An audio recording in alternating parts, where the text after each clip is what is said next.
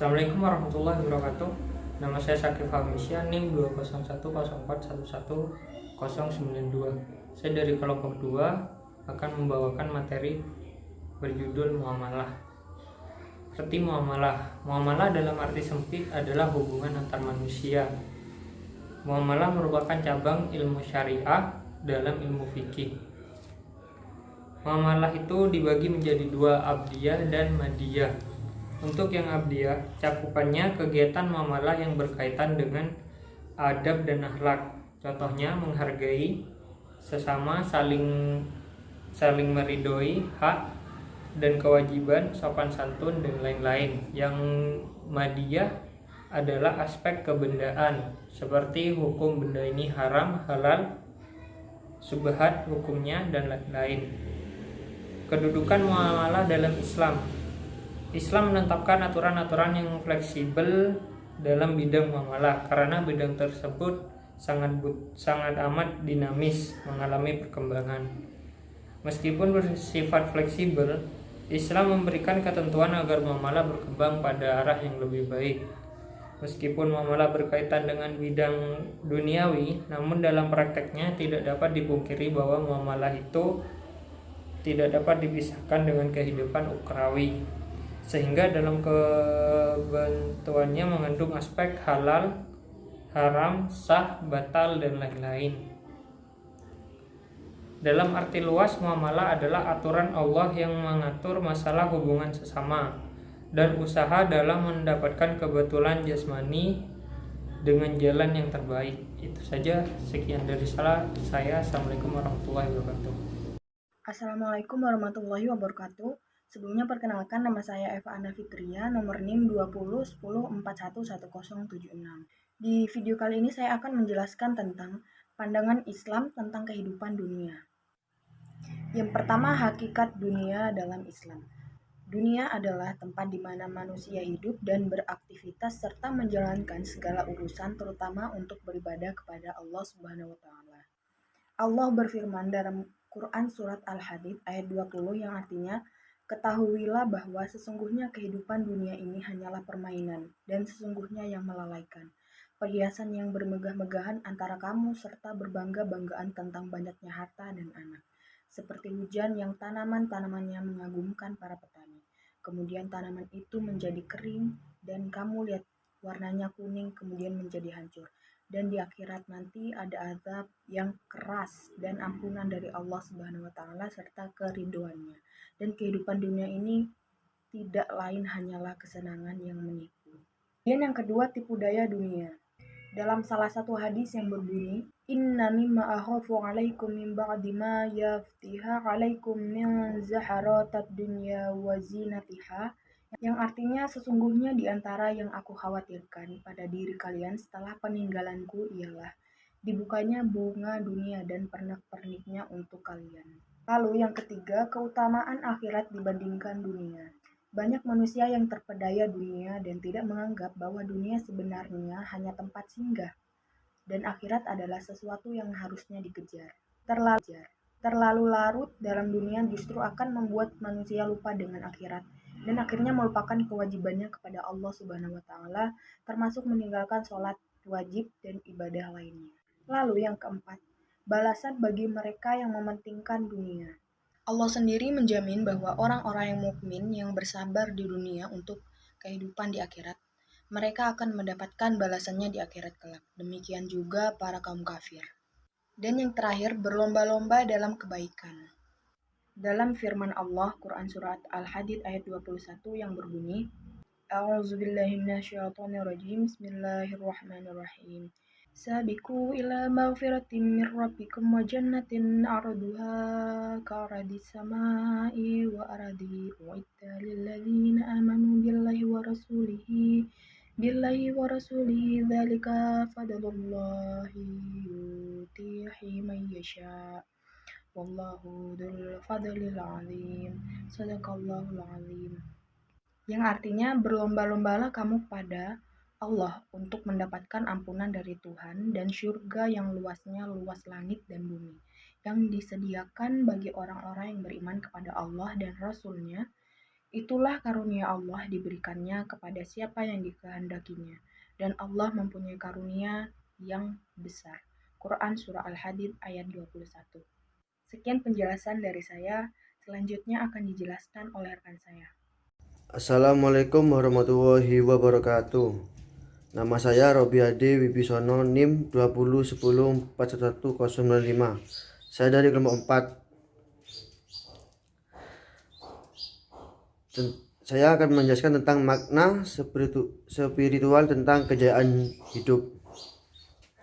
Pengertian spiritual Islam. Secara etimologi, kata spirit berasal dari kata Latin spiritus, yang diantaranya berarti roh, jiwa, sukma, kesadaran diri, wujud, tak berbadan, nafas, hidup, hanya hidup dalam perkembangan selanjutnya. Spirit diartikan secara lebih luas lagi. Para filosof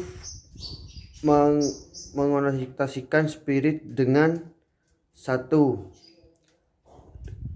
kekuatan yang mengisi dari memberi energi pada kosum. 2. Kesadaran yang berkaitan dengan kemampuan, keinginan, dan inteligensi. 3. Makhluk internasional. 4. Wujud ideal, akal, pikiran. Sementara itu, Allama Misa Ali Al-Qadi dikutip dalam bukunya DRMH Ruslan MA mengatakan bahwa spiritualitas adalah tahapan perjalanan batin seorang manusia untuk mencari dunia yang lebih tinggi dengan bantuan dan berbagai amalan. Penjelasan Al-Quran tentang spiritual. Sebagaimana disebutkan bahwa spiritual esensinya bukanlah materi atau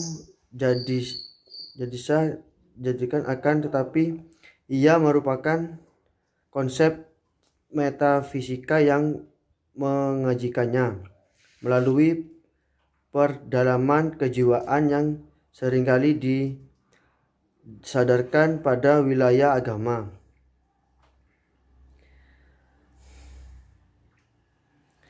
Makna spiritual dalam Islam.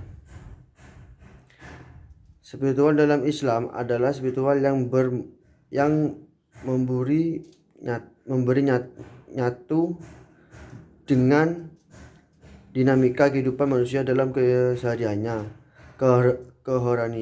Kerohanian dalam Islam bukanlah dimensi yang bersenangan dengan kelebihan dunia.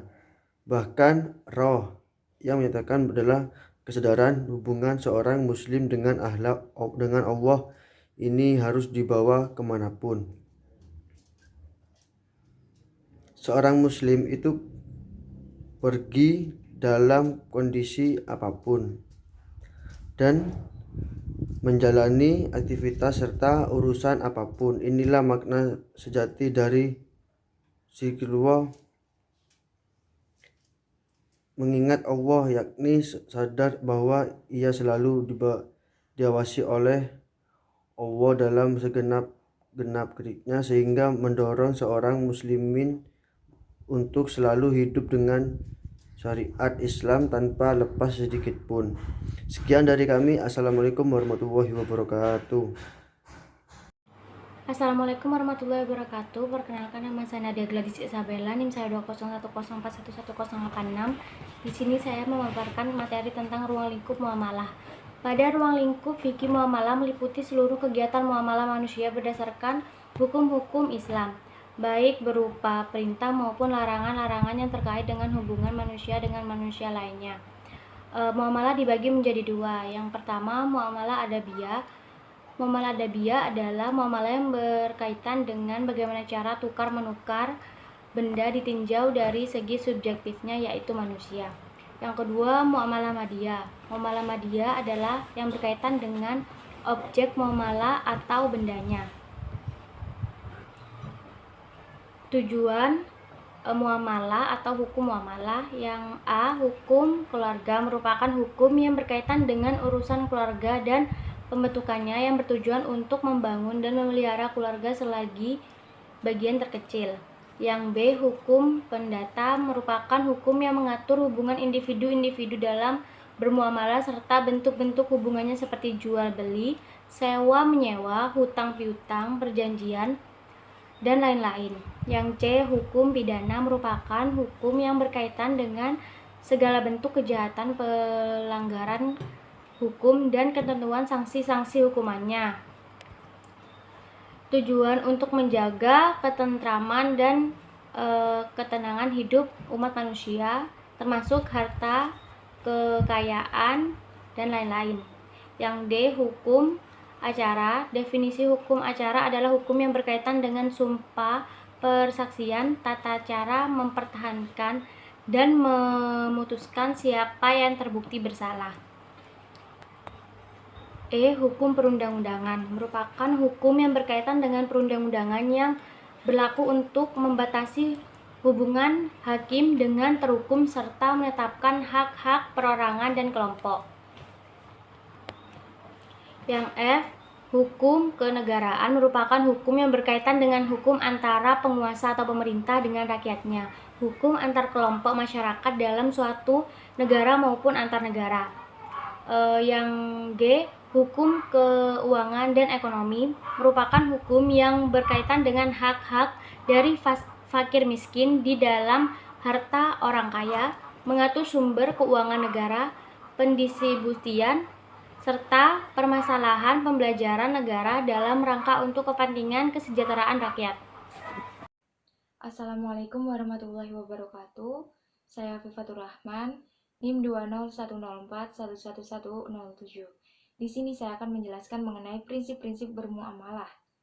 Secara garis besar terdapat dua prinsip dalam muamalah, yaitu prinsip umum dan prinsip khusus. Prinsip umum terdapat 4 hal yang utama, yaitu yang pertama, hukum asal dalam muamalah pada dasarnya mubah, kecuali ada dalil yang mengharamkannya. Yang kedua yaitu, muamalah dilakukan atas dasar pertimbangan, mendatangkan kemaslahatan atau manfaat, dan menghindarkan mudarat dalam masyarakat. Yang ketiga yaitu, pelaksanaan muamalah didasarkan dengan tujuan memelihara nilai keseimbangan atau tawazun dari berbagai segi kehidupan, meliputi keseimbangan antara pembangunan material dan spiritual, pemanfaatan, serta pelestarian sumber daya. Yang keempat yaitu muamalah dilaksanakan dengan memelihara nilai keadilan dan menghindari unsur-unsur kezaliman. Selanjutnya, prinsip khusus muamalah dibagi menjadi 2, yaitu yang diperintahkan dan yang dilarang. Yang diperintahkan dibagi menjadi 3 prinsip, yaitu yang pertama, objek transaksi harus halal. Artinya, dilarang melakukan aktivitas ekonomi atau bisnis terkait yang haram. Yang kedua yaitu adanya keridhaan semua pihak yang terkait muamalah tersebut tanpa ada paksaan. Yang ketiga yaitu pengelolaan dana atau aset yang amanah dan jujur.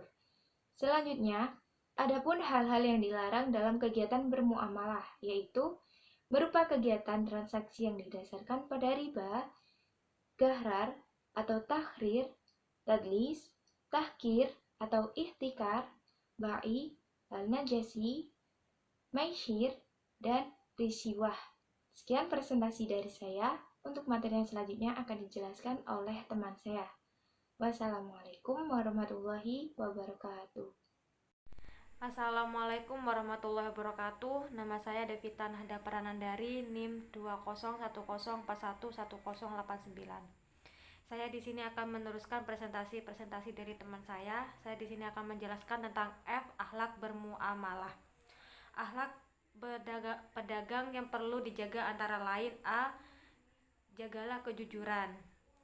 Jujur adalah mata uang yang berharga dan berlaku di mana-mana. Begitu menurut kata bijak yang sering kita dengar. Kejujuran dalam berdagang akan memberikan keberkahan kepada penjual dan pembeli. Kejujuran adalah akhlak para nabi dan rasul.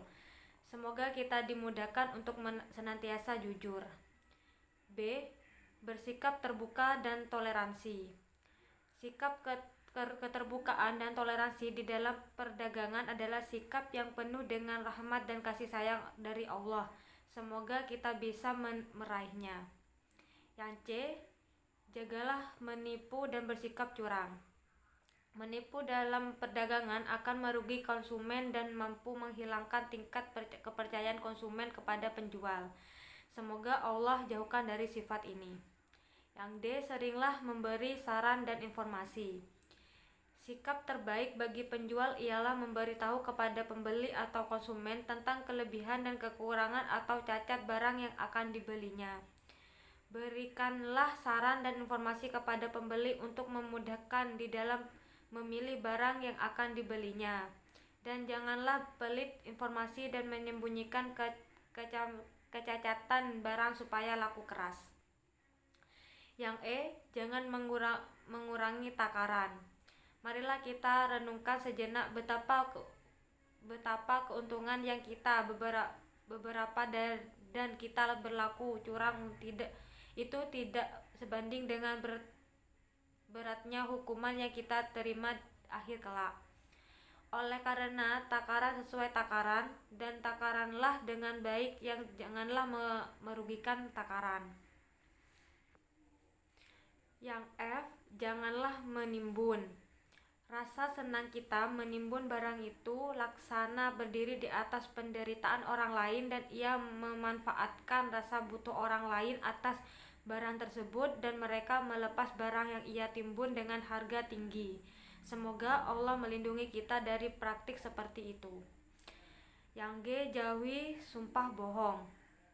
Menebar sumpah yang sebenarnya dusta kepada pembeli untuk meyakinkan pembeli agar segera membeli adalah perbuatan yang tidak terpuji dan akan menghilangkan berkatnya di dalam perdagangan. Yang H. Janganlah mendekati riba. Teriring doa, semoga keluarga kita dijauhkan oleh Allah dari riba, baik dalam praktikum maupun debu ribanya. Riba itu dosanya lebih berat daripada 36 kali berzina dan bisa menghilangkan indahnya keberkahan. Yang terakhir adalah yang I. Menunjukkan diri keluarga dari harta haram. Teriring doa, semoga keluarga kita dijauhkan dari harta yang haram, dimudahkan dalam menjemput harta yang halal, dan dimudahkan dalam menginfakkan harta yang halal tersebut, serta senantiasa meliputi orang keberkahan dari harta yang halal. Demikian presentasi dari kelompok saya. Semoga bermanfaat bagi kita. Sekian, wassalamualaikum warahmatullahi wabarakatuh.